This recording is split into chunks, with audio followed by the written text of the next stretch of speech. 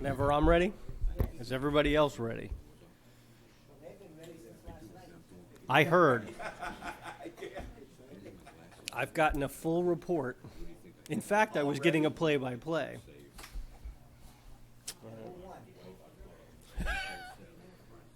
You won.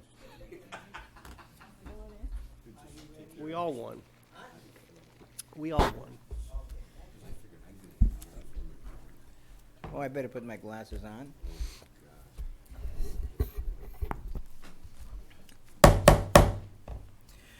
Good morning, and welcome to the Barefoot Bay Recreation District Workshop for DOR Enforcement held at Building D&E. Please stand for the Pledge of Allegiance to the flag led by Randy Loveland. Pledge allegiance to the flag of the United States of America and to the republic for which it stands, one nation, under God, indivisible, with liberty and justice for all. Thank you for coming, and please turn off all cell phones. Mr. Roger Compton, would you be so kind as to do the roll call? Yes, I would be glad to. Chairman Cosby, are you here? Yes, sir. Trustee Mino? Yes, sir. Trustee Henderson? Yes. Trustee Compton is here. Trustee Loveland? Yes. We also have Cliff Reppinger, our counsel, legal counsel. We have Stephanie Brown, our district clerk, and we have Rich Armington, our code enforcement DOR HR manager, with us this morning. And we do have a quorum. Oh, I apologize. And we have Mr. Coffey, our community manager, here with us today, too. I wouldn't want to forget him. Thank you. This workshop is in regards to DOR enforcement, and what I'm going to do is I'm going to turn it over to Mr. Reppinger. Thank you, Mr. Klosky.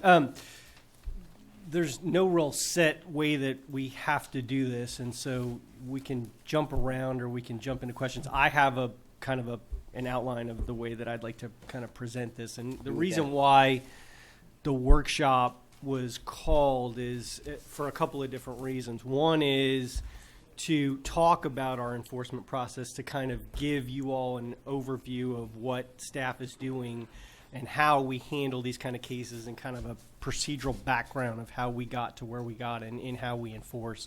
The second aspect of the workshop that we wanted to address is how similar communities are doing their enforcement, given the process that we find ourselves in. And then the third thing was to kind of talk about some of the existing cases and kind of loop it all together as far as our enforcement process and what we're doing. So I just wanted to start out because I don't know how many of you have a good background. I know I've talked to some of you about how we've gotten to where we've gotten in our DOR enforcement process. But what you see in the package that I've given you, the first thing obviously is the DOR. It's not quite as complicated as the package looks. The set of resolutions that's behind that's clipped is your enforcement resolutions. Now, there's a number of different ways that staff attacks DOR enforcement and violation cases.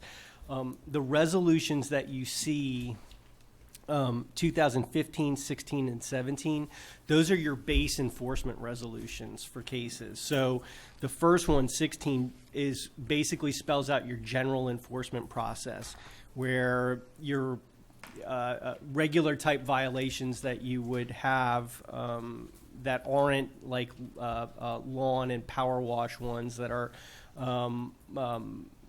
more like skirting or condition of property kind of things.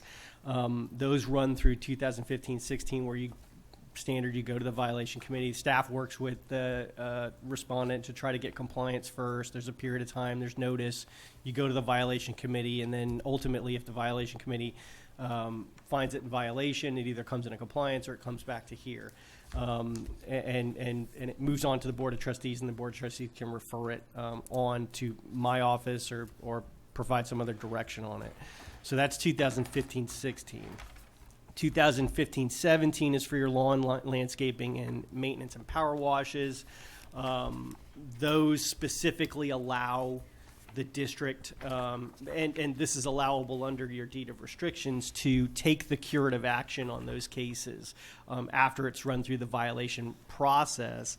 And as you see in the resolution, there is a set amount of fees related to the enforcement process for lawn landscaping, mowing, power washing, those things, which can be assessed after the owner is sent an invoice for the amount that's being charged. And in most of the cases, and the reason why those type of violations are carved out separately, at least in part, is because of the recurring nature of the violations. They just don't go away. If somebody's not maintaining their lawn, obviously, particularly in the summertime, it's going to have to be maintained over and over again. And so in order to address them as expeditiously as you can, this resolution deals with those issues.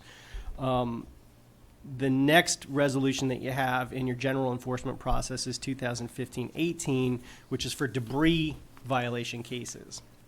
And in those cases, what staff can do as part of the enforcement process is to, when it presents a case to the violation committee, provide a recommended curative action plan, which allows, and this is again allowable under the deed of restrictions, to take curative action on the property and to provide for the amount of the cost that it will take to cure that violation on debris-related cases.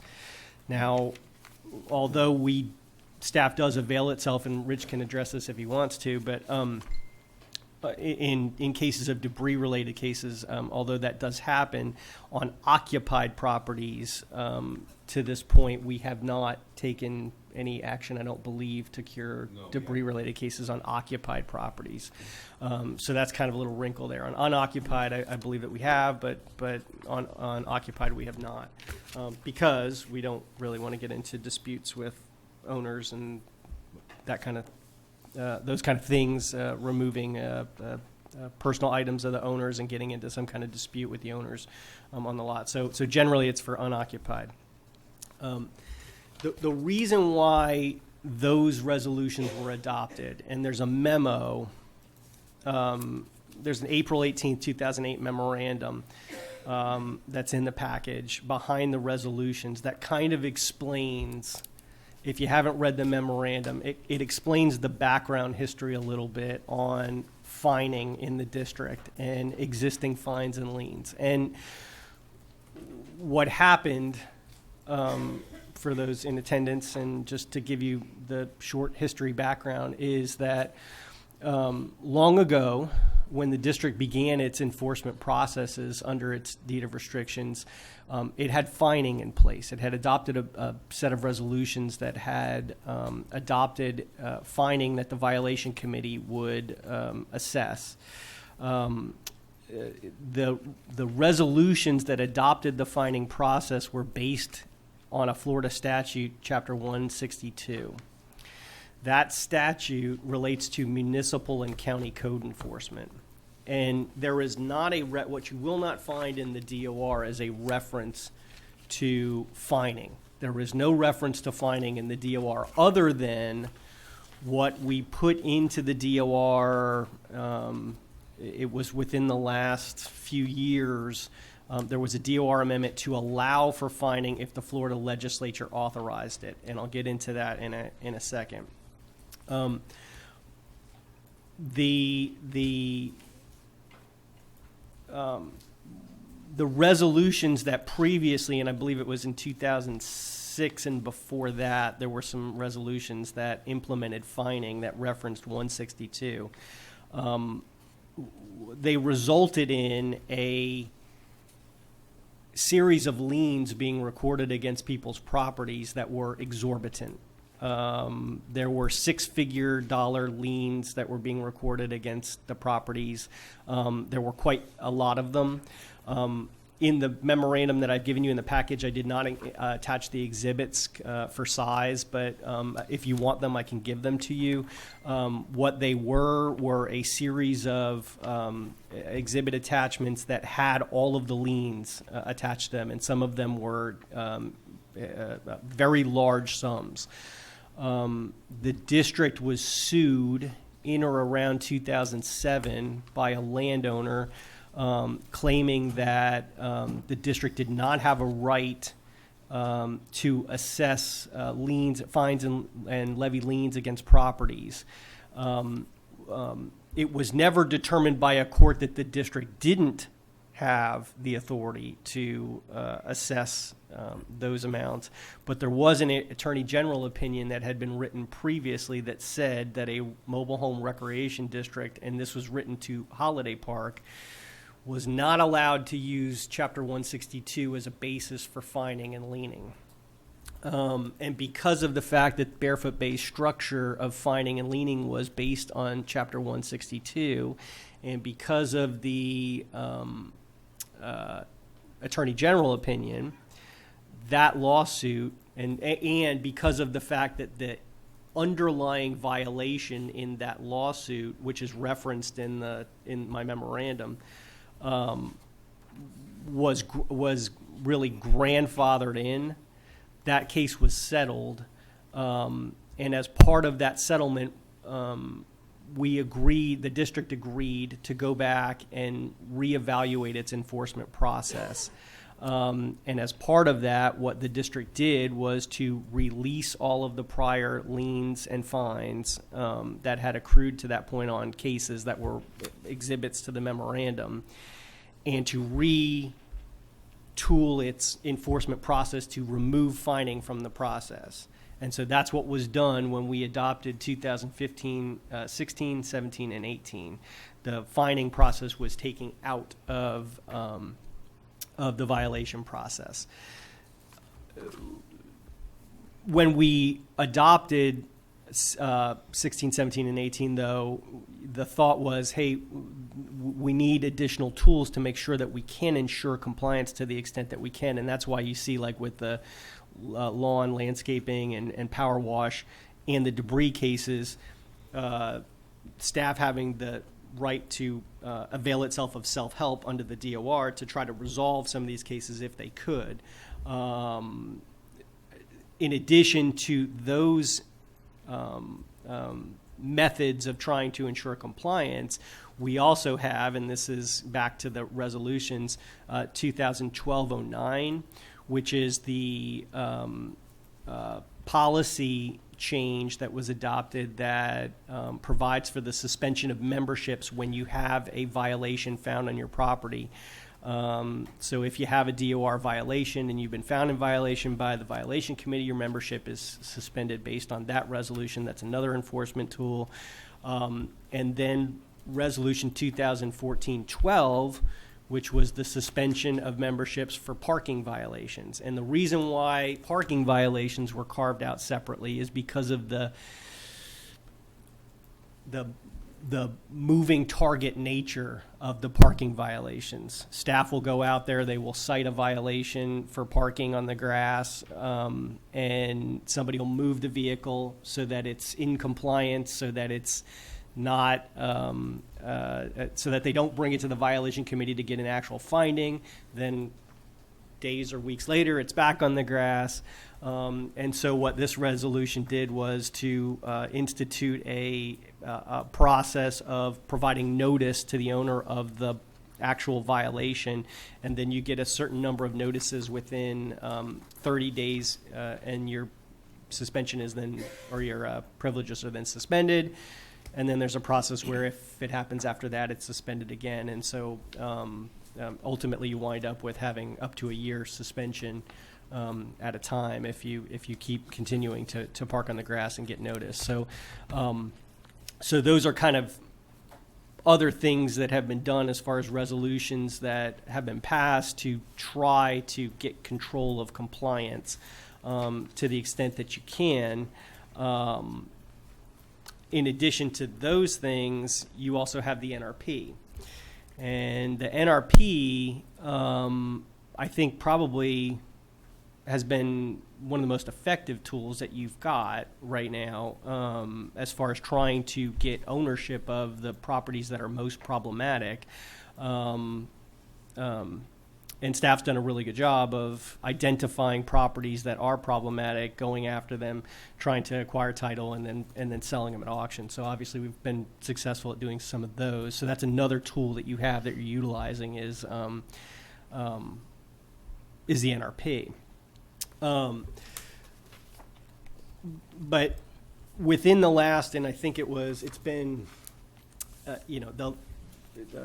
really the last 6 months, there's been a large uptick in the number of cases that have been referred, and staff's trying to work through a lot of the cases that they have. If you look at the referred property case list that's in the package, most of the cases on the first page were cases that were referred earlier last year.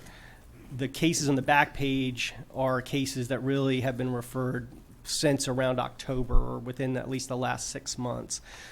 So we've gotten quite a bit of influx in cases that we've got referred. There's some that are active litigation cases. There's some that we were working with staff, drafting complaints and working with. And as we were going through that process of trying to group the cases and getting ready to file all these litigation cases, we started talking to Holiday Park about what they were doing, because I was very concerned about the costs that we were going to incur in a lot of these litigation cases. And, the problem that you have, or at least one of the concerns that you have when you go into litigation, is it's not as easy as just, you go and you write a letter to the judge and, you spend a fixed amount of money, and the next thing you know, you've got compliance. It's not that easy. These cases are kind of complicated because sometimes you got deceased owners, you got service problems, you've got people that maybe are not responsible for the property. Obviously, if you file a lawsuit, there's the costs that are involved in the lawsuit, plus the respondent can file a response and can challenge. And so you really don't, it's not just as easy as you just go to the judge, write them a letter, say it's in compliance. The next thing you know, judge issues an order and then it's in compliance. It doesn't work that way. It's a little bit more complicated than that. So we started trying to look at ways that the other communities were dealing with it to try to do something that made sense from a cost perspective and a result perspective, and we found that Holiday Park is instituting fines. So we looked at what Holiday Park was doing and how they were actually implementing their fine process, and that's on the right side of your package. You'll see Holiday Park's enforcement processes, and keep in mind, Holiday Park has not instituted litigation on enforcement cases. They, in very rare cases, will they bring any type of a legal action against a property for compliance, but they do utilize this fining process. So they have a section in their DOR, which is referenced in the package in 18, that specifically in their DOR allows for fining. It is in their DOR that they can implement fines and liens. And then they have adopted a resolution setting out the fine, and then on page 5 of the violation process and fee schedule, you'll see like the fee schedule that applies to various violations for Holiday Park. And they will go through and they will implement and they will assess fines and they will lien the properties.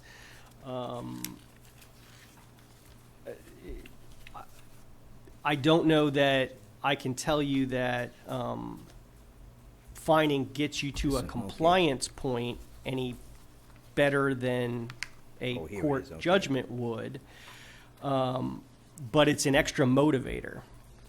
And, every case is its own case within itself. These are very case specific and case by case issues. If you've got an owner that's responsible to having a fine placed on their property, chances are they'll bring their property into compliance. If they're not inclined to bring it into compliance, then a fine may not be a big deal to them. But it is another tool that can be utilized to the extent that a respondent is going to be responsive to a fine. If the board was interested in pursuing this type of a process for enforcement, what we'd need to do would be to have a DOR amendment. And in order to have that happen, we'd have to put out a ballot to the property owners proposing to implement fining into the DOR, which it's not now, but we'd need to have it actually in the DOR in order to start utilizing it. So if we don't have it in the DOR, we can't utilize fining, and that's why at this point in time we haven't, because it's not in the DOR. So you'd need to put out the amendment to make that happen. If if we thought that the residents were receptive to fining, then obviously we put it out, and if you think that that it's a good idea to do that and let the community decide whether they want to implement that fining, we can do that. And if it passes, then we can adopt the appropriate resolutions and move forward in that regard. It doesn't mean you have to stop litigation cases on cases that you think warrant moving in that direction. You don't have to it's not an either or thing, but it is something that maybe it's worth trying before you get to that point. I don't know the answer to that question. I don't really have a particular feeling one way or the other. It's kind of a board decision about how you want to go about doing it. And obviously, if you're pursuing litigation cases, they're costly. So it's kind of hard for me to. It's odd for me to make a recommendation because obviously I stand to benefit from it if you're bringing litigation cases. So understand that, but you want to try to do what's most cost effective. That's also going to get you compliance to the extent that you can. So if you're interested in moving forward, before we as we were kind of assimilating and grouping and planning to file all of these cases and really hit these cases hard, I thought, well, you know what, let's evaluate whether anybody wants to look at fining before we do that. And so that's kind of where we're at right now, and that's what we're kind of looking for your input on if you're interested in exploring that. Go ahead. What's the board's wishes on that? How would you like to go with that? Pardon me? Go ahead. Oh, Pay attention. what is it? Holiday Park, is that the name? Am I on? Hello. Is Holiday Park, does that work for them? I mean, I know they're much smaller than we are, but I mean, do they seem to, people comply with this? I mean, Rich, you've had contact with them have you talked to their staff level about how much compliance they get from what they do? I mean, I couldn't give you specific numbers. I know Rich has talked to them. Joe and I were there, and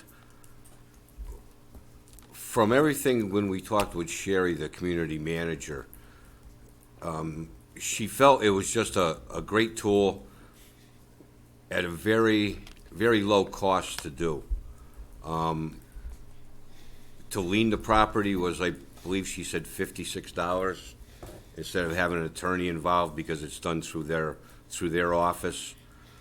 And most people, because they also, if you don't comply with the fines, they move for eviction of you from your property. Yeah. So they are a little stricter than we are. They just felt it was a great tool, inexpensive, and brought the compliance rate up. so then they did. Yes. Go ahead. As opposed to all the letters and stuff that you send out, they felt it was better than that? There's still an administrative process that you go through. Don't get me wrong. I mean, staff is still going to have to do notices, and they would still have to utilize a committee to implement the fining. So, I mean, staff does a lot of work on that end, and I don't know that the process would change a lot of that in terms of what they do. But at the end of the day, you'd have this fine that would kind of be a motivator that you don't have right now. Cliff, by what authority do they do that? In other words, they're not doing it by section 162, right? So what gives them the authority, and has it passed the legal muster, so to speak? To my knowledge, it hasn't been challenged yet. That's what Carl Bone said. The way that they do it is based on their DOR alone. So they do it based on, and again, the community's given them the authority to do it by voting that into the DOR. and that's the difference between what we have and what they have, is that we don't have that authority in the DOR itself. So they're relying on their own DOR. I don't think that there has been a legal challenge to that yet.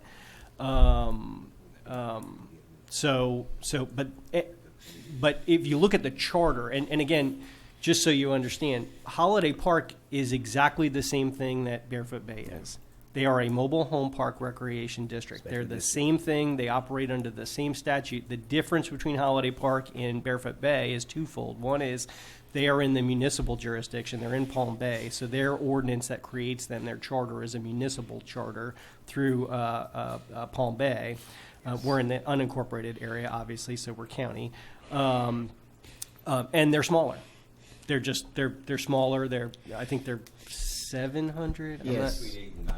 At 800 and 900. So I mean, it's a smaller scale because I don't think they have as many cases as we have, probably, given the size of the community. I mean, obviously we're 5,000 lots, so we've got more. And as you can see, I mean, we're talking about really right now. We're talking about like 32 properties out of the 5,000 lots that you have. So I mean, that are getting to this stage of activity. Now, of course, there's a number of different cases there, but I'm talking about properties themselves. So it's not a overwhelming majority. I mean, there's, it's a small snapshot or subset of properties where you've got non-responsive, non-compliant owners. And some of them within that are more egregious than others, I mean, so, And there's Cliff, some.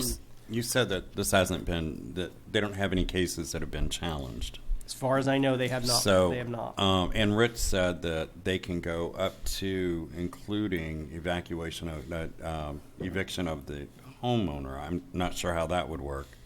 And what would concern me about this is the soft subjective areas. Of being able to prove it out if you had to carry something forward, collecting the fines.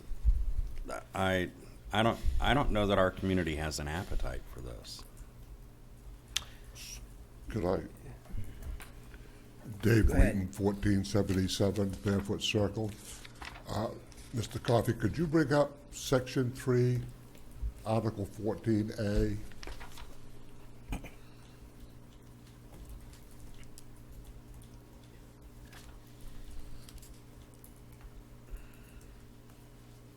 Page 14.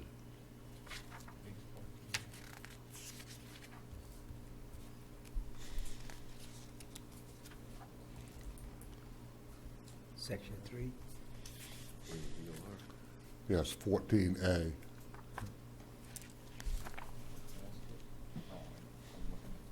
There you go. You will buy. In here, it says the Violations Committee is authorized to impose administrative fines on behalf of the Board of Trustees to authorize compliance with the instrument, except that administrative fines are authorized by Florida legislature. So does that not give the Board of Trustees already, it's in our DOR, it already, to my reading, it already authorizes that committee to assess administrative fines on behalf of the Board of Trustees. So the whole thing about having to change, I think it's already in here. The only thing we would have to do is clarify the extent and the circumstances for the finding. Am I wrong in reading it that way? That was an amendment that was made after the litigation that the district was involved in, when we revised the enforcement process, and we looking at the AGO and looking at utilization of 162, the thought was that the district would pursue an effort with the legislature to try to get the legislature to specifically authorize those fines. And there were several different attempts that went along with that DOR change to get the legislature to support a local bill that would have allowed the district to fine specifically. Those efforts failed. They failed at least twice. We had local bills that the legislature did not support. So that language went along with those efforts, and the idea was hopefully that what the residents were hoping when they passed that amendment into the DOR was that the legislature was going to authorize the fines. Well, it didn't. So that section in and of itself really doesn't have any effect right now because there wasn't an approval by the legislature. What you'd have to do if you wanted to move this forward as far as fining, the first step would be to propose an amendment to that language to allow for the fining without action of the legislature. So that language would be retooled to just allow for the fining itself. Basically the community saying, we're going to allow our own fining for ourselves. Again, getting back to Mr. Loveland's point, does it pass muster? It hasn't been challenged, as far as I know, for Holiday Park, and I've talked to their lawyer about it. So he believes that if you, and this gets back into the distinctions between Holiday Park and Barefoot Bay and the similarities. Similar to Barefoot Bay, the Port Malabar Holiday Park charter says that the district has the obligation or the authority to enforce the deed of restrictions. So, and that's in 418. It's in the Florida statutes 418. So their attorney's position is because of the fact that 418 allows that and because of the fact that our DOR specifically says it, we're allowed to do that. And it's not a terrible argument because it's in their deed of restrictions. Well, ours doesn't have it, so obviously we can't make that argument until it's written in. If it was written in and we were enforcing it and somebody challenged it, then we would find out whether that argument would pass muster or not. I suspect that it's a better argument than the argument that was being utilized before, which was that it was reliant on 162. So it is a better argument than that. I will say that.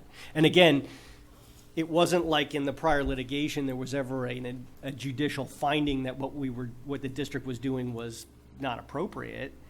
It was just a recognition that this probably is not the right way to go about doing this right now. And based on the facts of that specific case, the case was settled and the process was revamped. So, I don't know that. I would think that there's a good argument to make that that the Port Malabar Holiday Park process is valid. There's a good argument to make on that regard. My other concern would be, I mean, we have 5,000 homes in here or 5,000 pieces of property in here. We have 8, 9, 10,000 people who bought in here and they bought under one DOR. This isn't a simple change to the DOR. This isn't a simple change to a process. This is now telling those 9,000 people that there is a huge monetary involvement that we're attaching to this in fining.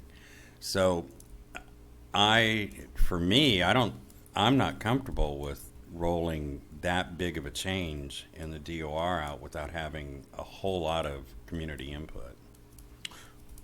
Well, yeah, but Randy, people when they moved here, they should know, although I doubt that a lot of people do know, that they're under a DOR and that there are certain restrictions and laws and whatever that they have to go by. So, not that I disagree with you exactly, but, I think that people should be aware of the fact that they are under a DOR, and so this is sort of just, Yeah, I wouldn't tweaking it a argue the little. point, I would not argue the point that people who move in here understand that it is a deed-restricted community. That I would not argue. But people who move in here also read that, well, the smart ones actually read what those restrictions are. This restriction could be viewed as a money grab. This restriction could be, could be challenged from a subjective perspective. A car parked in a yard. DOR comes by, they take a picture unless it's date, timed, and stamped. The car moves, they're now compliant, the car goes back. They're not compliant, car comes out, they're compliant. To me, that can become subjective. There are, some of the things that skirting, not so much. You know that it's broken. Algae on the side of a house. DOR goes by. They get it up to the point of non-compliance. They get to the third. By the time that you get to a fining or get ready to take a litigation, right now we can stop litigation. When you do fining, you're not going to be. People are either going to pay it or not pay it. If Betty Jones pays it, and then Lucy and our board, we have let so much, we have excused so much, and don't, Cliff, take that to court, we're going to write that off, blah, blah, blah. When we get into fining, my fear is that we will make subjective decisions and go, okay, Betty Jones is going to pay, but Ralph, we're going to write yours off. I don't think that's going to work. We do that now with litigation, time and time again. Rich, what's our current compliance rate prior to going into legal? The letters that we send out and the things that we do to try to get our violators to comply, how many of them do? We're probably in the low 90s for compliance. 92%, maybe Yeah, 93. Okay, then we reach a point where we turned it over to legal and we say, okay, you pursue this. That 8% that goes to legal potentially, how many of those comply when they start getting letters from Mr. Reppinger? Very few. Okay. I'm not sure if have we had any. We've had a ton of cases previously. I mean, in the active list, we We can give obviously- them the cliff, and then once they find out that the attorney has it, because they're going to receive a lien more than not, and when they see the lien, they usually will contact us and, well, what's this about? I didn't even know I had anything. They knew, but when they see we send them the bill because there's a lien on their property, we'll get some pretty good compliance on that, and that's why I think that fining, as soon as they saw they were getting a fine, oh, I didn't know I had this, and they would probably pay it. One other thing, when you talk about compliance for Holiday Park, in their DOR, because we hear so much about how it's the renters, it's the people that are doing this for the violations. When Joe and I were there, we asked her, do you have a lot of problems? She says, we have almost no problem because you can only own 2 properties. That's in their DOR. You can't own. So it would eliminate what we have going on in here right now is we have some companies buying, they probably own 8 to 9 properties right now and they're renting them out. I don't know where you want to go with that, but that was just something that we looked at for compliance. Why were they having such great compliance? Well, you can only own 2 properties. And How would fining eliminate multiple properties? it wouldn't, but we were talking about compliance. And that's just one aspect of the compliance. So we would change the DOR to say you can only own 2 properties? 2 properties. I'm just throwing And it what out about because those- because what he about asked those- about compliance. Yeah, no, I get it. And What that about was an those? aspect of theirs. That's a whole different animal. It is, but it was part of the compliance that we talked about I with got them because they have very few cases. And when she told us that, it somewhat made sense, but didn't because our numbers show that most homeowners are non-compliant here.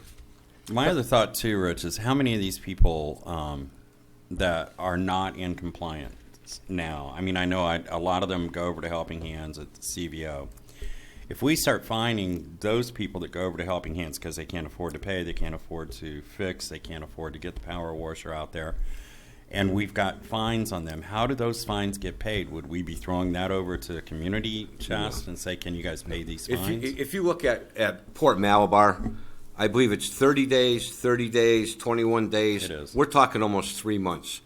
Right now, I mean, we had a case that the Helping Hands took care of. We held that case for 2 years.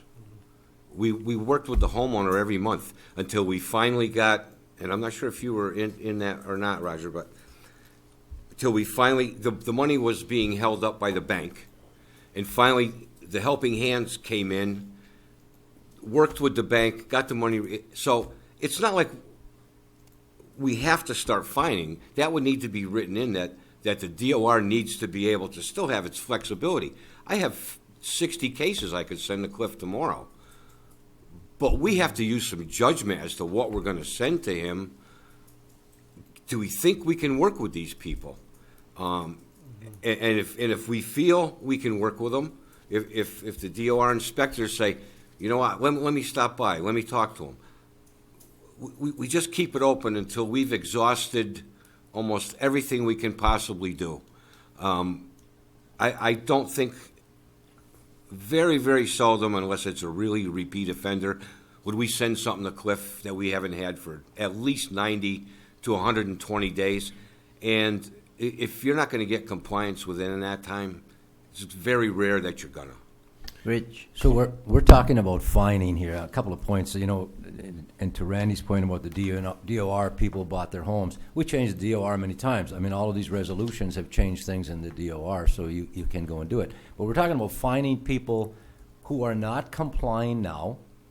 We may have went in and cut their lawns and charged them or whatever. They're not paying that either, are they? Very seldom. Once in a while, they will come in and pay. Yeah.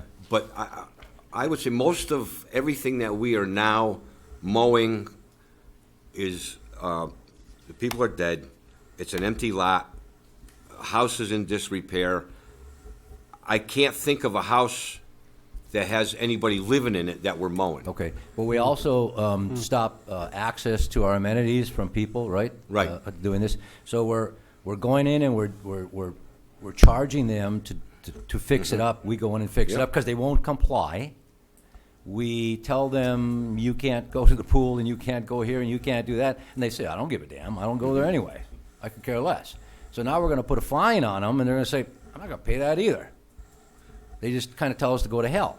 It may be less than if we fine them and we put a lien on the property. But we do, don't we now, the way it is now, don't we go to Cliff and start putting a lien on the property as it is? Okay, but we without a pay fine? Cliff. What's that? We pay Cliff and then we lien the property. Okay. If we lien the property, when the property's sold, we'd get the money. We wouldn't, sorry, Cliff, we wouldn't be giving Cliff any money that we'd have to be putting up front. Oh, okay, I didn't understand it. So we would lien the property ourselves without going through the legal process? Well, no, if there's if I understand the question, on cases that are being maintained as far as like property mowing and lawn maintenance, staff will send I think if you're following the resolution, staff sends an invoice, and then after that, there's a lien that's placed on the property. So Okay. staff places its own lien. Okay, I got Now, a lot of times with the claim of liens, and I can't give you a percentage, and I don't know if staff even has the numbers on it.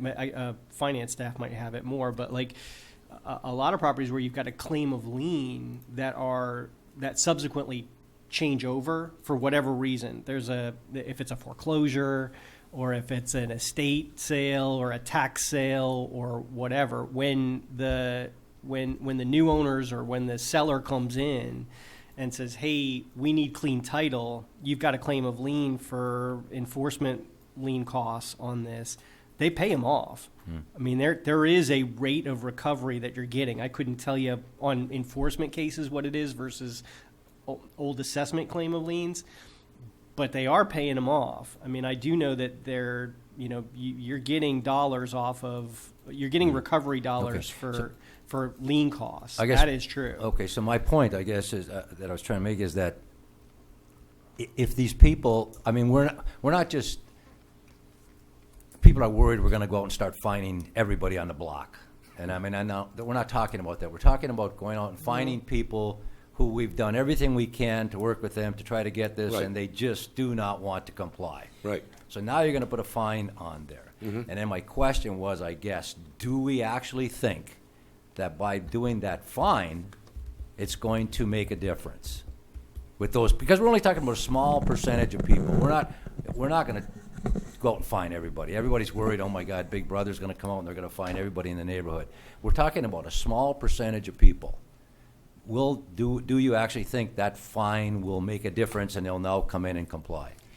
That's the question. In my opinion, you need to look at the concept of fining like looking at what we've done in the past with parking on the grass. It's another tool in the toolbox to chip away at noncompliance.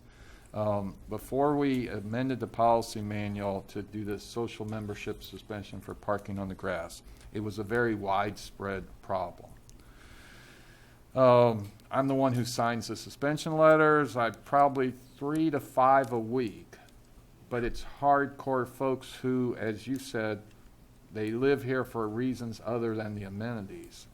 The fining is not going to cure all the problems, but I believe it would chip away at the number of hardcore violations. You know, an example, I live in the HOA community up in West Melbourne.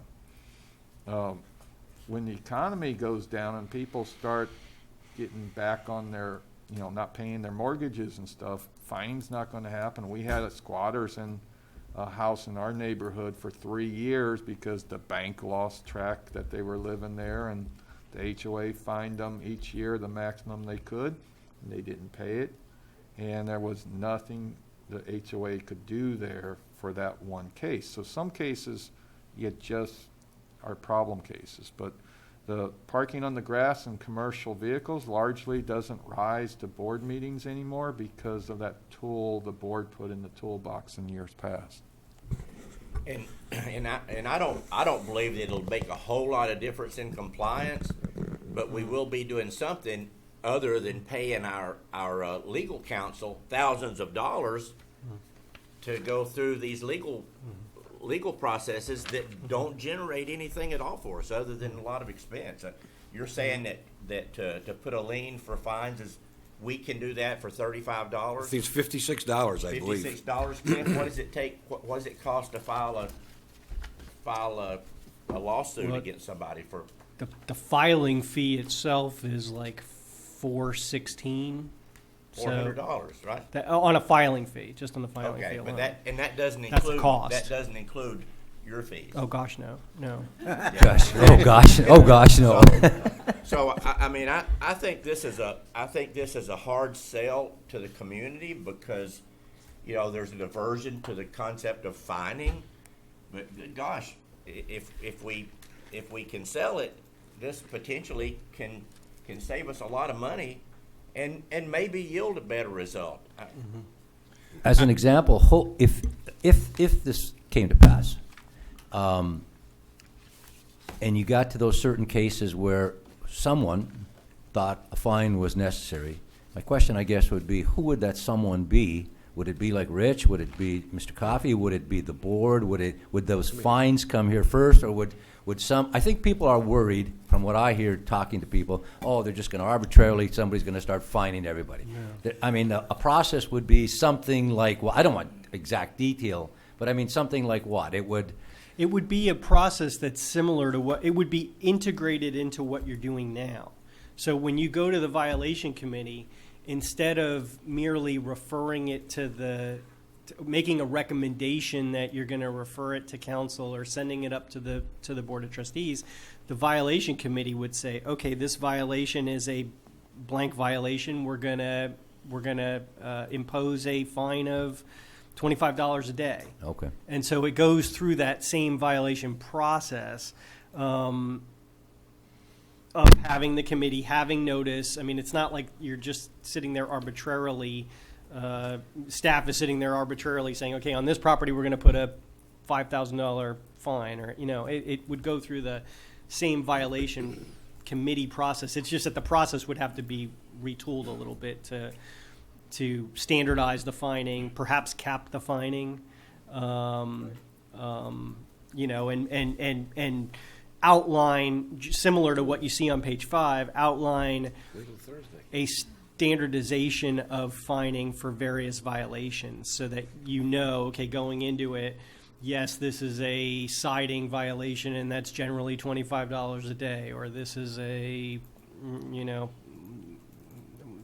this one has like a maintenance of lot exterior for $100 a day, something like that. You'd follow, it'd be a uniform process that you'd file, or that you follow. So, and there's nothing, again, you know, the holiday park process, they don't get to a point, or their DOR doesn't get to a point where they actually like bring, just to, let me step aside and segue for 2 seconds. So in the legal context of what we do on cases, and we've handled numerous cases that are not on this list that have been resolved long ago. So we've had, I mean, from the time that I've been here, I mean, if I told you 100, I don't know if that's correct, but we've handled a lot of cases. These are active right now, but we've had a lot of cases in the past. And the process that we go through, just so you understand what we do, is we file generally a 2-count per violation complaint. And the complaint says this: we want the court to declare that the property is in violation. So it's a declaratory judgment. So the court will say, yes, it's in violation. And then an injunction enjoining the property owner, mandating that they come into compliance. That's the complaint. That's what it looks like. And if the court agrees with us, and has on many occasions, they will enter an order saying, the property is in violation. We mandate that the owner come into compliance. And depending on what the violation is, the owner must come into compliance within a certain period of time. And the order generally says, or the district can take curative action, which generally under the maintenance or the debris cases and the lot mowing, as you see, the district has the right to do already under the resolutions. But if a court enters an order like that, if the owner is responsive to it, well, they'll come into compliance. But generally, when you get to that stage of the game, the owner's not really that responsive anyway. I'm not saying that you can't, that they're not at all times non-responsive to an order, but a lot of times they're not, or they haven't appeared in the case. They default in the case. A lot of them are defaults, really. You know, we'll serve the lawsuits, and they never file a response. They don't file anything. So they're just default cases, and in which case the court will enter an order.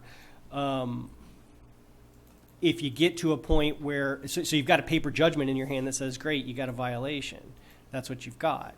Now, if it's egregious enough, and we've done this on occasion, you can file a motion for contempt to say, well, the owner didn't do what the order said, so now we want you, judge, to have an order to show cause as to why the owner's not bringing the property into compliance. There's been a few cases that we've gotten to that stage on. We've never had a court enter a contempt order, but we have had a motion for contempt set, and the owner did come into compliance on that one specific case that I'm thinking about. So, you know, that's the process that we go through. I mean, ultimately, you're looking to try to get to a point where you can force compliance somehow on the owner. But if they're non-responsive, they're non-responsive, and it takes a long time to get to that place. Couple more it's questions, not like just the for fastest thing in the clarity, world. I guess, and this is to Rich, I think. Right now, and it was mentioned by either Randy or Mr. Compton, do we have a lot of people, or do we have, how many people do we have in homes who actually can't comply because they just don't have the money? How many times does something like that come up? We Let's say try the to skirting- identify Let's say the them. skirting is bad, they just don't have the money to fix it. Sometimes How they many? will tell us that. Well, I know, but I mean, how many And- do we think that happens? That's it's not even a number I can tell you. Really? But we will ask them. You know, if we can get to them, and the ones that we have referred to the helping hands, I can't even I don't even know how many there have been, but we've had quite a few in the past Roger, 3 do you years. know? Well, I can tell you that in 2019, Helping Hands worked somewhere around 30 to 35 of those cases. Okay, that sounds about right. Okay. And yeah. I assume that's 30 to 35 cases that would have ended up, otherwise it would have ended up. Because they would have never come into compliance Sure. because of money. Second question I guess I have is that, this is a list right now. I mean, I've heard all these numbers of all the things, of violations. This is a list right now of properties that are in the process of what? Going to you? He has them.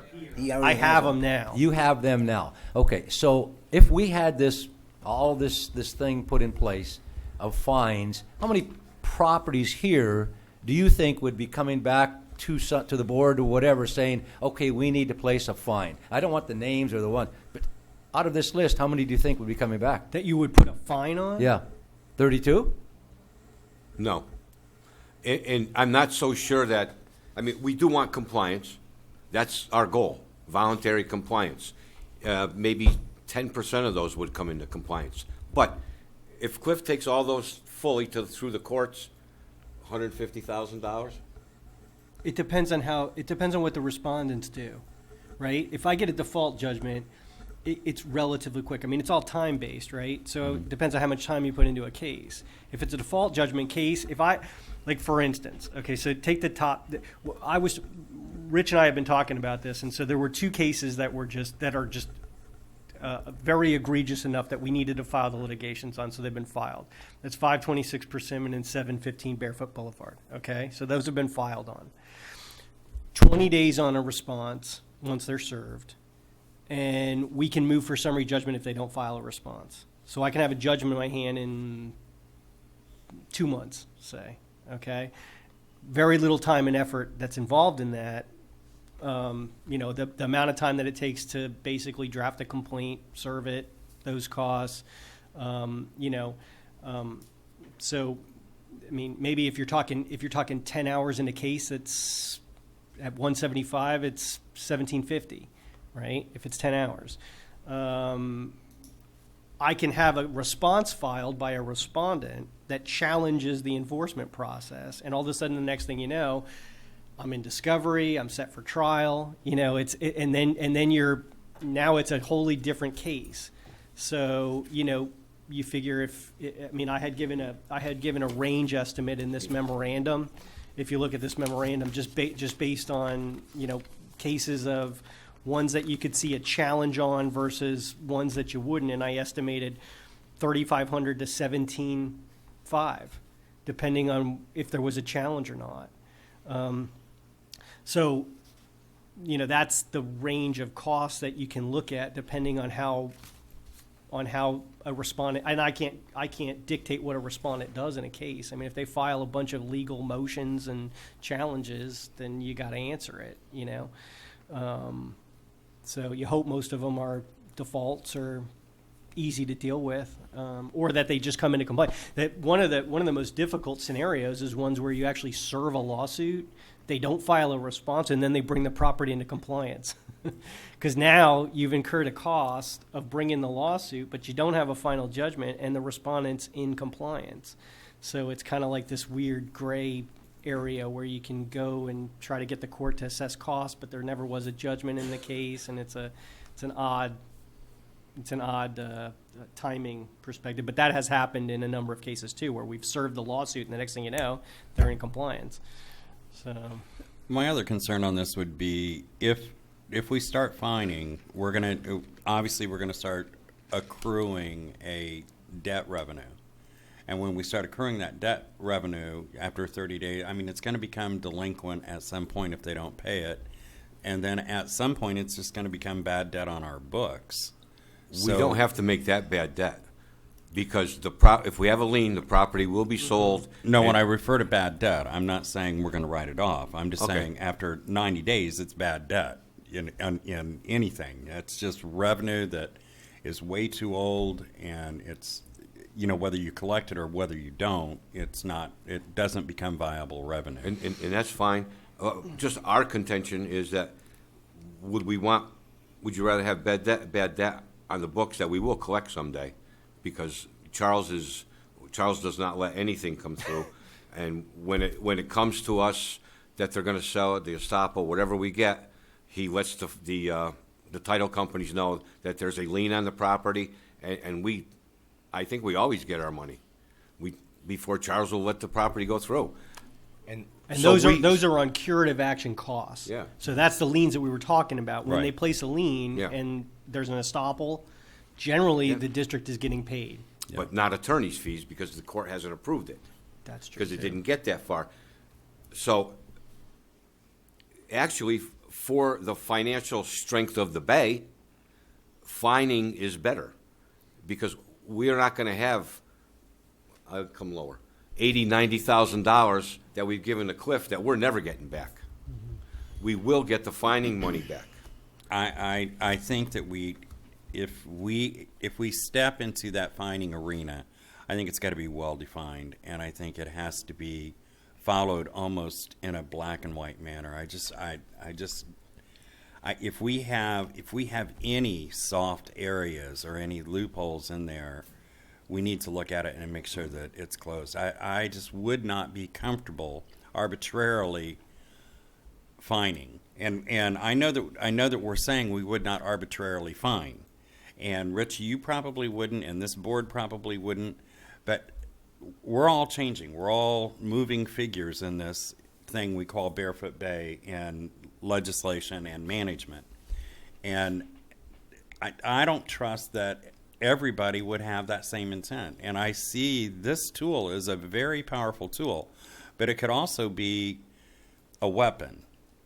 And that would be my fear down the road, is that we would not have the right board, or we would not have the right management team, and they would use this as a weapon. And I've seen it happen in many communities. You know, I know John has voiced his about their HOA. Malabar is they're pretty tough on theirs, and they're pretty consistent. They probably have learned on their 700 homes down there how to do that. It's a smaller community. It's easier to get out and communicate with those people. We have a lot of people to communicate with here. And if fining becomes a weapon within the Bay, I don't know.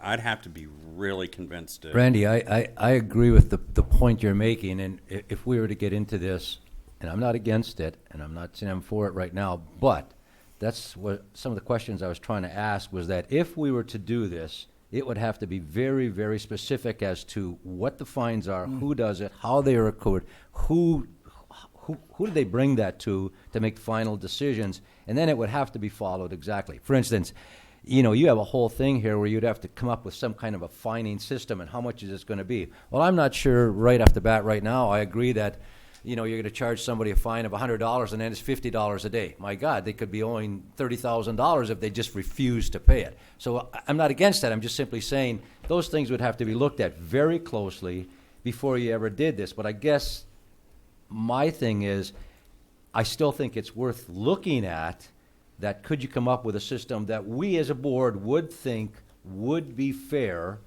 and would be consistent, and that they again would have as that other tool to make these people here to come into compliance? Yeah, I agree with that. I just don't think this is something you can that we can take to two board meetings from now and go. It needs to be very specific. Very. Yeah, the thing is I understand what both of you are saying, and I agree with you, but also, like Randy said, it's a fluid thing, and the next board that comes on could go, are you people nuts? We're going to charge them $80 billion because they don't cut their grass. I mean, so you're always going to have that problem. I mean, any board can change whatever we decide to do. So I think we just have to do the best we can with what we're going to do.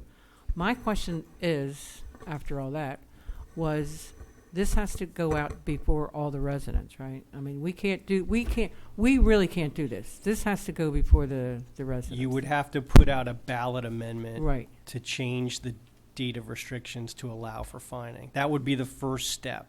The first step would be to, if you were interested in moving it forward, would be to vote to allow a ballot amendment to be sent out. So would the ballot amendment, I can't get that out, would that say like this, would it have like a fee schedule on it? I mean, It would you go, wouldn't- would you it go would- that far, or would you It, just well, say, it- we want to fine? if you wanted it to be, it could be as specific as you wanted it to be. If you look at the holiday park language, they don't really specify the specifics of the fine. That's in their enforcement process that's been adopted after their DOR change. The page 3 and 4 there is is what their DOR says. That's section 18. So it's just very general. What I envision would be that you would change this behind you on the screen, the section 14A, you would change that to remove the legislature language and just allow for, and we would just have it so that the violation committee can impose administrative fines. At that point, if the community supports that and makes that change, then we would bring back a resolution to this board to spell out the schedule of fines and how that works. So it would be similar to one of the 15, 16, 17, 18 resolutions that would spell out, here's the process of fining. And we would write, it probably 2015, 16 would be amended then to allow for that fining process to be worked in. So Right. that's what it would be. It would be- Luann, my gut tells me that we would not get community support on this. Not without a whole lot of community education and explaining what it is. But Well, I mean, that's, I you just know, don't I mean, think you we'll were get talking, you community know, what, support. all the things that you were talking about, I think are true. But it is in fact going to have to go before all the homeowners. And so then we'll know where we're staying. But I think Rich. it's worth the Okay. effort. I think it's Well, worth the I effort think, to try to. I think it's worth the effort. try to I educate believe, the yeah, community. I think so, yeah. Yeah, I agree with Roger. I think it's worth the effort to look into this. I mean, they're going to make the final decision anyway, but we have a whole lot of people out there saying, why don't they get, why isn't the board taking care of this house, and why aren't they doing this, and why aren't they doing that? I still think there'd be a lot of people that would say, yeah, it's about time they start cleaning some of this up and making these people comply. So, but it's up to the people. But I think it's worth looking into. I really do. You're going to have a lot of pros and cons in there. A lot of people will be supporting it very much, and I think on this year, Rich, on this year, the Board of Trustees set this resolution back in 2017-01, where they put out that they can fine and everything, but they had a fine line on what they can do, how far they can go and everything. And they never went to the Port Malabar, they never went to the residents to vote on this. They did it themselves, Right, because it's in their DOR. then DOR. And so I don't see why we couldn't do that here also.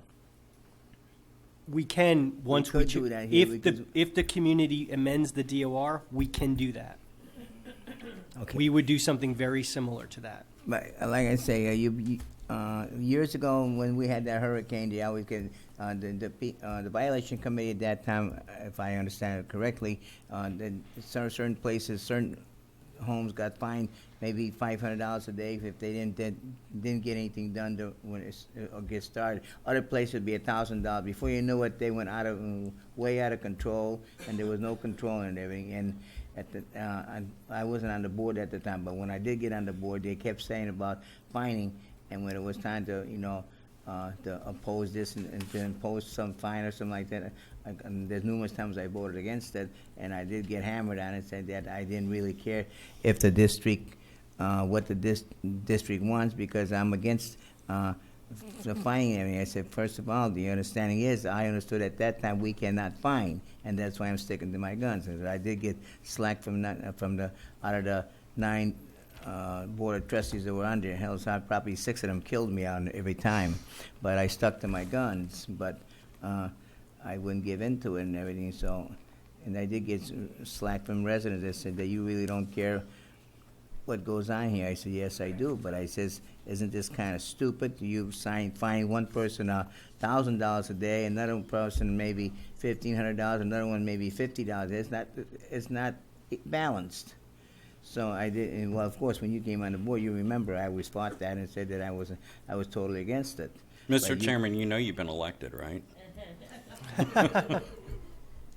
Okay, Nancy, let Nancy speak. Oh, well, you got to open your mouth. I'm sorry. I thought you were just standing there posing for something. Nancy Isley, Barefoot Boulevard. I just want to refer back to what you're talking about right now and how we got into trouble because of that. And that's how those things came about that we couldn't find. And so there has to be some kind of a limit or a definition of what it is and what's happening to it. Thank you. Okay, go ahead, Rich. You can. Rich Swatlow, 636 Marlin Circle. It was just mentioned that 32 houses are hardcore violators. But in the past, it's been mentioned that 12% of the bay are consistent violators. That's about 600 homes. With those 600 homes, there are 3,000 homes bordering those 600 homes. This could affect property value in the bay. Also, we have had DOR changes in the last couple of years, and some of them have been very aggressive. At one time, we used to allow only passenger vehicles in the bay. Now with the DOR changes, we now allow commercial vehicles to be parked in people's driveways under certain conditions. I have a neighbor a couple houses down from me that's had a skirting problem for years, and now there's raccoons living under the house. I would love to see more tools to help try to fix the problems in the bay. I feel more people are upset that homes in their area are not being taken care of, and they want the bay to have a stronger regulations to fix some of the problems. You know, we can use more tools, let's use them. It's the way you explain it to the bay. I mean, let's not be scared. Let's do something. Thank you. Thank you, Rich.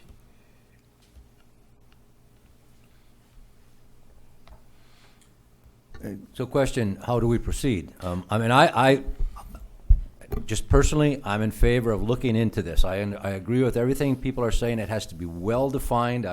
What you just said is exactly right. This is not just going to be some slipshod thing and somebody's going to have the right to go and fine and do that. It would have to be well-defined. It would have to be well thought out, and it would be consistent, and it would have to be handled that way, which we can do. I have no doubt that's the way it would be. The question is, how do we proceed? Just thinking we'd bring to the agenda now?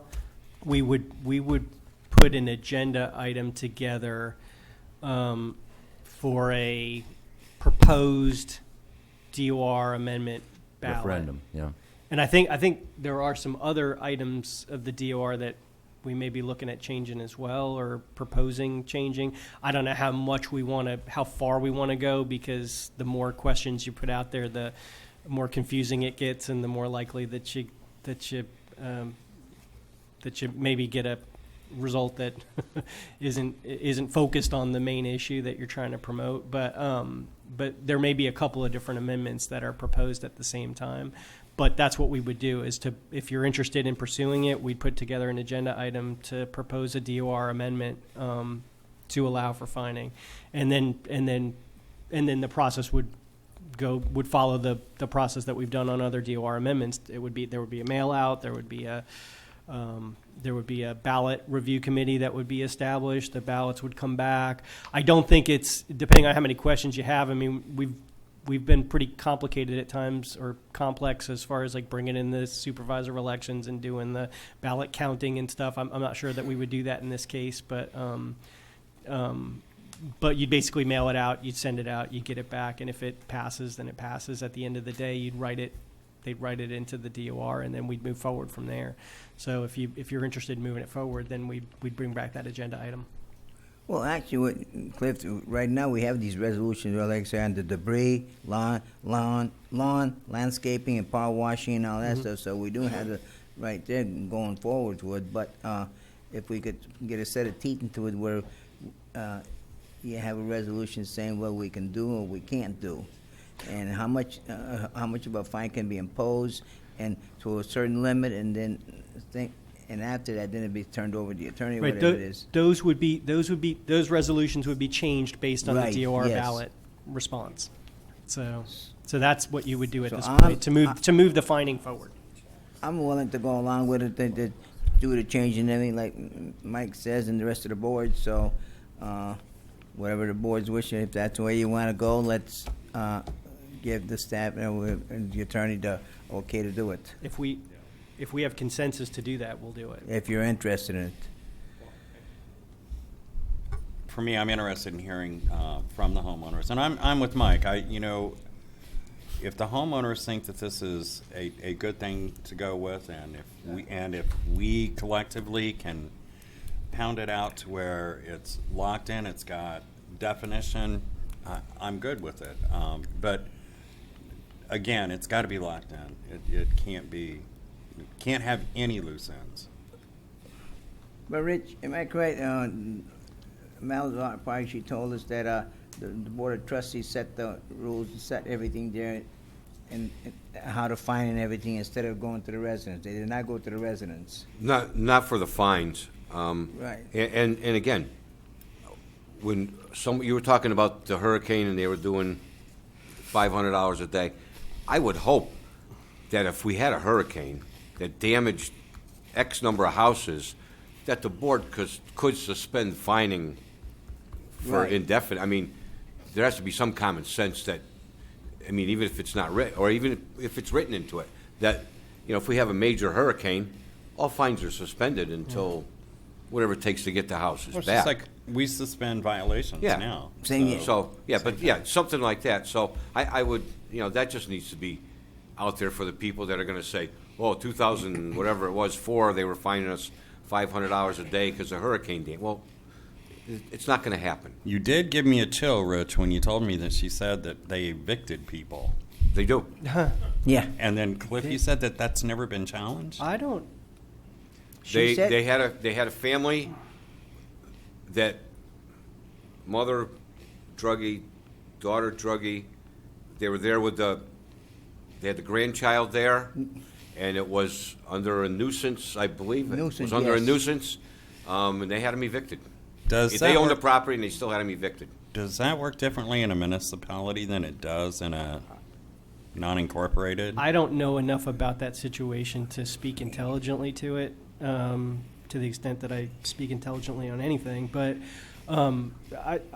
the use of the term eviction there, I would need to look into. Yeah. I don't think you would do that. There may be a situation where you could have a resident removed based on a nuisance claim, but we need to look into Yeah, that. if we're gonna I start- don't. I don't necessarily think we would be. I don't think you doing need to that start in- talking about eviction in this. This is never going to pass by anybody. There's- I mean, we're just talking about the fines right now. That So- wouldn't be the right term to use. Ejectment, maybe, but not eviction. But maybe it's a. Well, I just don't want my I don't- phone to blow up from all the neighborhood watches after this meeting going, I got a druggie next to me, I want you to evict him. There are nuisance abatement processes that can be utilized. Mr. Reppinger, on this list of referred properties that you have, I know I always kept saying to yourself, get your sidekick that works with you to work on these and try to get them resolved as fast as possible. How long could it take you to get these totally resolved?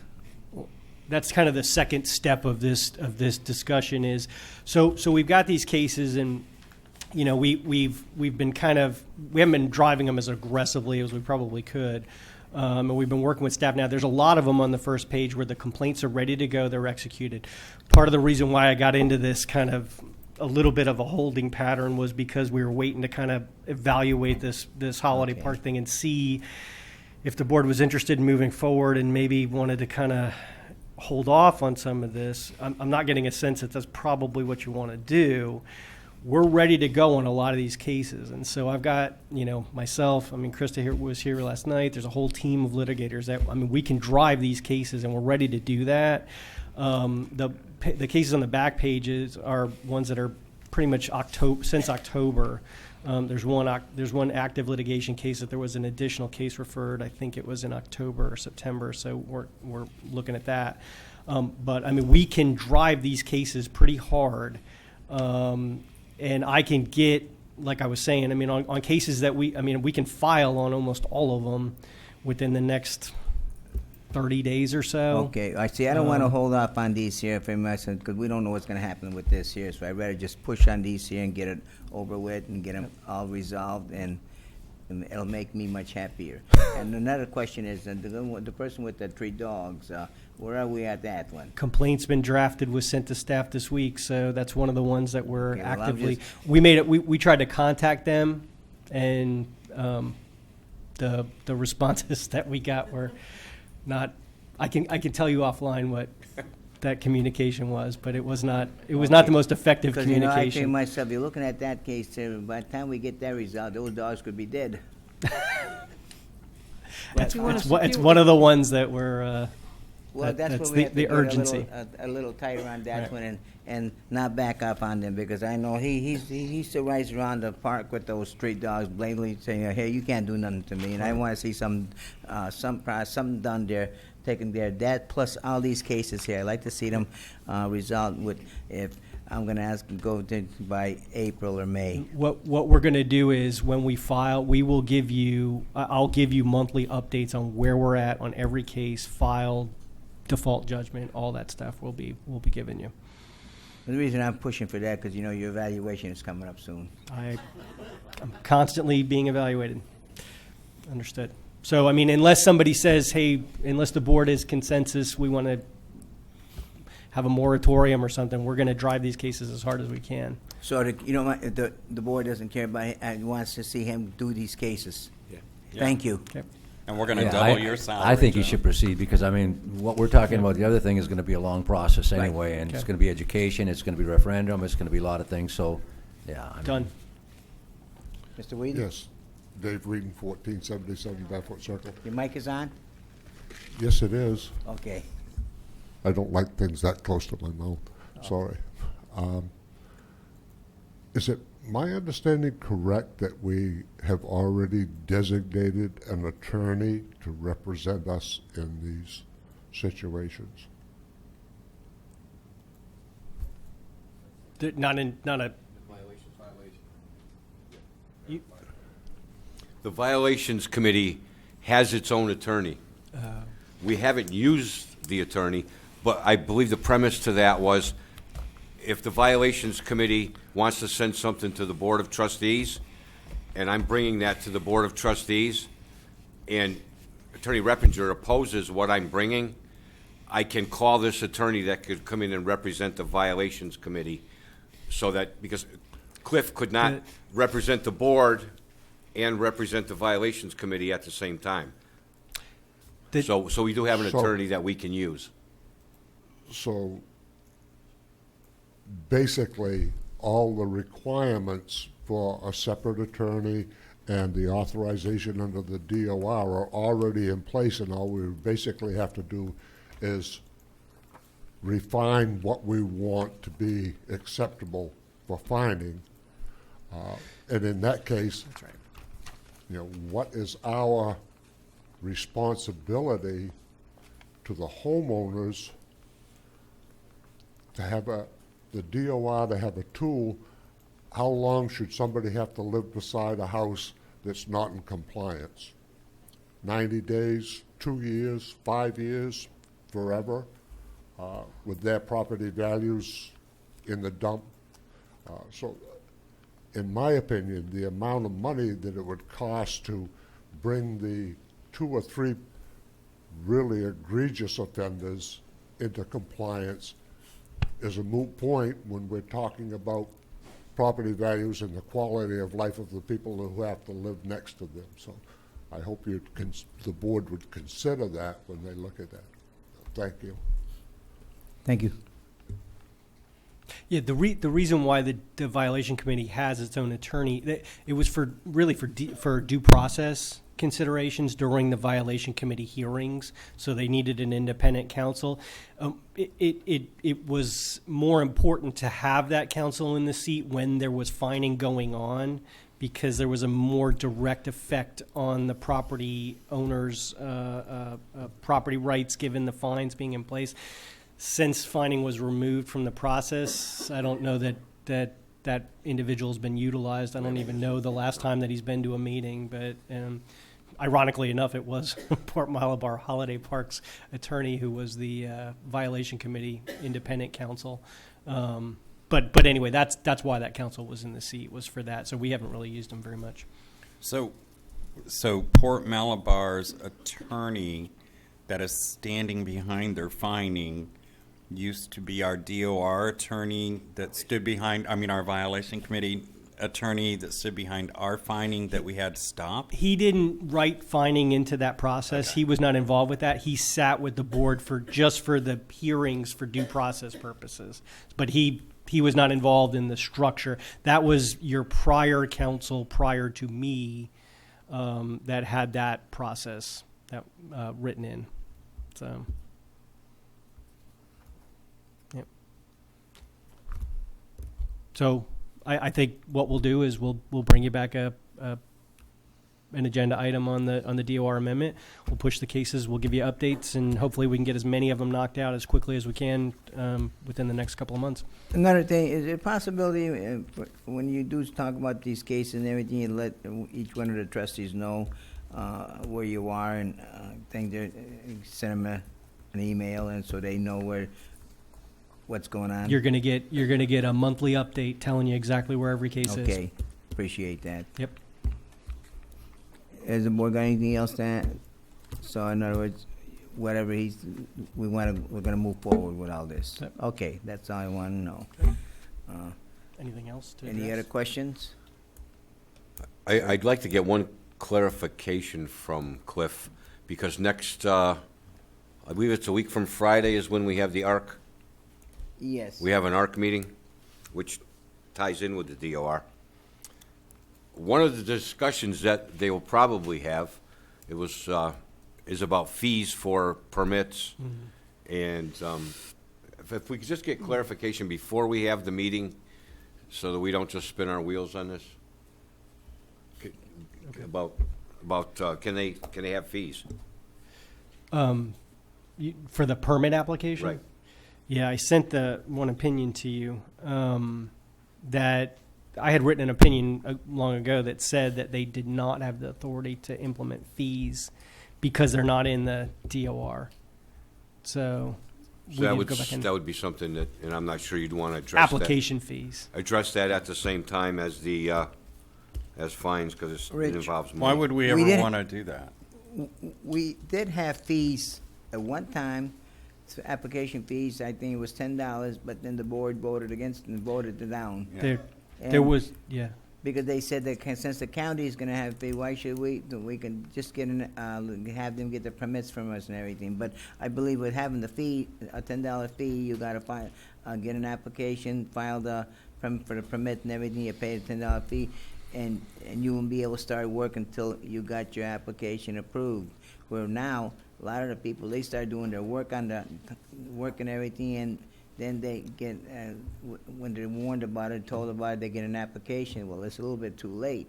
And I think that they're just testing us too much and pushing us as far as see how far we can go. And I don't really care to see us being pushed that far, because they know what they're supposed to do, but they just keep saying, well, I didn't realize I needed a permit for this or this and that. Well, if you need it for one thing, you need it for them all. 40%, am I right, Sally? About 40% of our permits are because we've written a violation that they started work without getting a permit.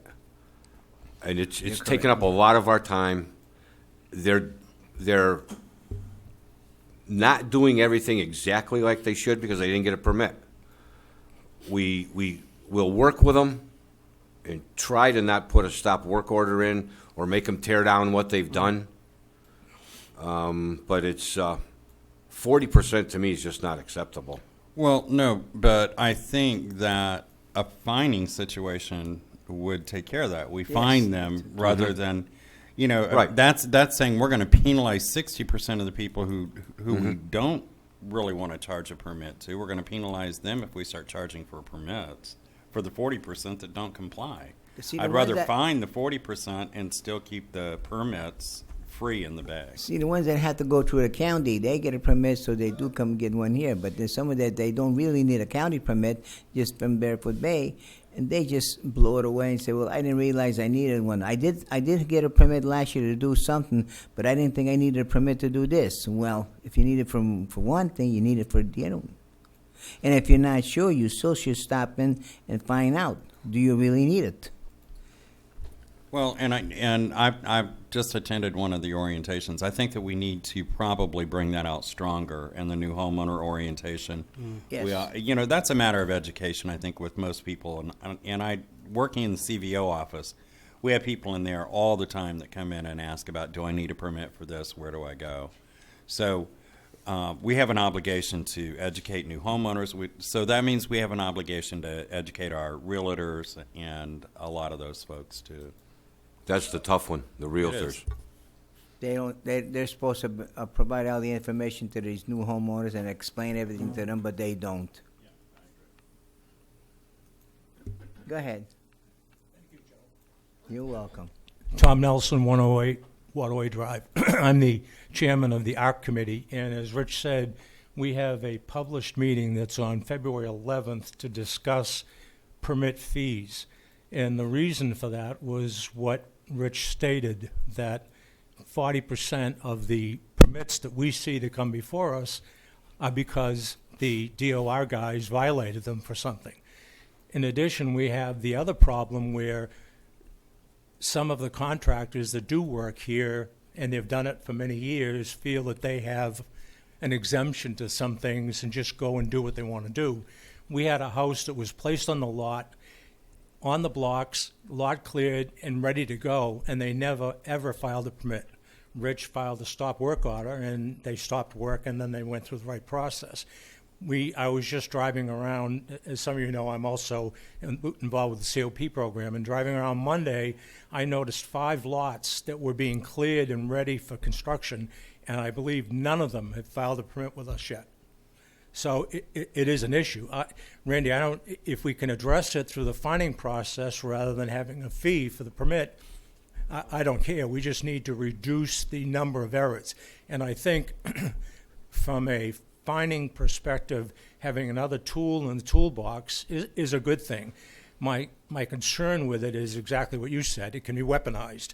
And then we're in big trouble because we've got somebody using that process as an ability to retaliate if they feel like they should.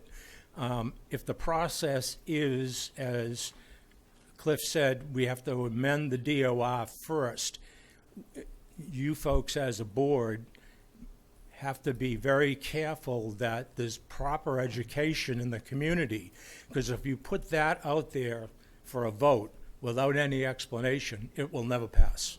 No. Never pass. And I think it is an issue, and as a prior speaker said, it's not the house that's the problem. It's the 4 other people that adjoin that house or the guy across the street. Do you want to live across the street from a guy who's got 2 wrecked cars parked in his driveway up on blocks? I don't think so. And it destroys your property value. So I think the other tool in the toolbox is fine. It's a small number. I think Rich said 8%, somewhere thereabouts, as compared to 40% for the ARC committee. So I think that's a good thing to do, but education is way big important before we do the DOR, I believe, in my opinion. Well, being on the ARC, this is a good question for you, Tom. If I don't come to you to get a free permit, what would be my motivation to come to you to give you money for a permit? Only because it would standardize the process such that everybody who has a permit or files for a permit would get it. And what we would do, and again, we haven't, as a committee, completely discussed this. I rewrote the ARC guidelines for our committee. Yeah. And the meeting that's coming up is to discuss all the rewriting that I had done and the proposed finding. So if you didn't file a permit and didn't file for the permit with your fine, then when you did come for the permit because the DOR folks found you and violated you, then when you do file a permit, it's a heavier fee. So let's just say, for example, the fee for the permit is $10. You get, the DOR guy violates you. Now you say, oh gosh, I got to file a permit with the ARC committee. That it's no longer $10 for you. It's now $50 because you didn't do what you were supposed to do in the first place. So we see it as a fine, not a fee. And it helps, obviously, to offset some of the work that Sally has to do and the DOR guys have to do. So I saw it as an offset and a possibility of a way to do it, recognizing that it's just as hard to sell the fee as it's going to be to sell a fine. And I understand that. Maybe this is a silly question, but I guess understand it. So right now, if they don't get a permit, they go and do the work. So what? Then what? Rich is, want me to answer that, Rich? Go ahead. The DOR guys, if they saw the work that was done without a permit, they would file a violation, and it could end up in front of the violations committee. It may or may not come back to us with a permit. However, it depends on what it is. We have one that's before our next meeting, I believe, Sally, where the permit was filed. We did not sign the permit because we were unsure of some of the details as a committee. And the way the structure was built is now in violation of our code and county code. So it's going to be a tough meeting with this homeowner, because we may have to tell him to tear down what he's already built. So you may tell them to take it out. So Yeah. you have to. Somebody's going to put in all new windows. Do they have to have a permit? We let, what we tell everybody is come in and do it, except if you're going to paint your house. If you come in and get a permit, what'll happen is about 2 weeks ago we had the homeowner call and say, I'm selling my house. I got a new roof 3 years ago. I have no receipts, but we have the permit. So the realtor took the permit and showed that they do have a new roof. It also helps you, besides keeps the aesthetics of the bay what they should be according to the ARC. But I guess my point is that if someone went and put new windows on their screen porch in the front of their home or something, and supposedly, I guess you'd have to have a permit to do Come in that. and get a permit. Okay, so they did it, they put it in, it's all fine, and we find out about it. So what? So now what? We Then go we- and say, you didn't get a permit, and so Then the they guy have to comes still in and come in gets and a get a permit, and permit. it's still free. They still have to come in and get the permit. Okay, but he doesn't pay a fine, he doesn't do No. anything No. right now. It's just, No. you just get a permit. Okay, so I guess my point is if you were- and we would approve the My permit. point is if you were charging somebody $10 or $20 to get that permit in the first place or whatever, and they're not getting it now, why would I want to go in and get a permit? I take a chance and just put the windows up, and now you come and say, geez, you didn't get a permit, so now you got to come in and get it, and it costs you the same $20. No. No, now it's doubled. What we were discussing, and again, this is Well, I know, but we haven't discussion approved item. the fines yet. We haven't approved fining anybody yet, though. Right. That's the point. right. That's Well, not I'm a fine, talking it's about a right fee. now, That's you a know. fee, not a fine. That's A a fee, fee, not a yeah, fine, right. which is a difference. And the way I understand it, and I'm newer to a lot of this than some of you folks are, maybe not Mike, but the last time we made adjustments to the ARC guidelines, it just comes to you, this board, as information. It isn't here for approval. We make the changes to the ARC guideline. That's within the purview of the committee to do that without approval from the board. Now, I'm not sure if fees would fall into that same category. That would probably be a question for Cliff as to what, if we decided to implement fees within the ARC, whether it would have to go, be a change in the DOR. And I think that's why Rich brought it up, that, we're contemplating that. But if, in fact, we can solve the problem with a fine, I'm fine with that. Because That's my point. Yeah. I think Randy mentioned that is that Yeah. that you're going to have, I think, Yeah. more compliance from people if the fact of being fined is there if they don't. That's get a much the- better tool. Exactly. Yeah, I don't, my issue is not how, as long as we have somewhere a tool to mitigate some of the problems we have with 40% of the applications coming after the fact, that's all. And I view the ARC committee as trying to keep the neighborhoods clean, neat, and right.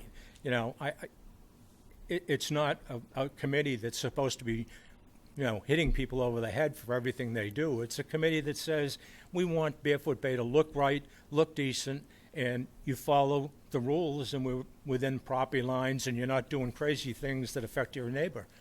That's all. And then if that happens with the finding process, remember, we started our discussions when I took over the chairmanship of the ARC committee, so it was before this was on the agenda. So this came after the fact. If you think we can do it that way, then we may not have that discussion. There's other things we need to change. There's languages we need to tweak that I've seen over the past 4 years being on the committee that will help us to define the ARC committee rules.